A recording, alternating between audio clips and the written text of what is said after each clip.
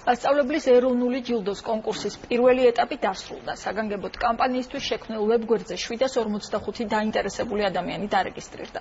შემოსულ განცხადებებს ჟიური განიხილავს, ერთ-ერთი პედაგოგი კი 5 ოქტომბერს მასწავლებლის მსოფლიო დღეს მასწავლებლის ეროვნული ჯილდოს პირველი მფლობელი გახდება.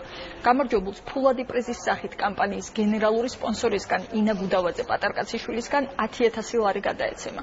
მასწავლებლის ეროვნული ჯილდო 2017 წლის 13 მაისს დაწესდა და მიზნად ისახავს წარმატებული მასწავლებლების გამოვლენას.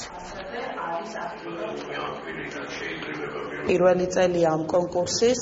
ვფიქრობთ, რომ ძალიან მნიშვნელოვანი კონკურსია იმ თვალსაზრისით, რომ ხელს უწყობს მასწავლებლის პროფესიის პოპულარიზაციას და პრესტიჟის გაზრდას.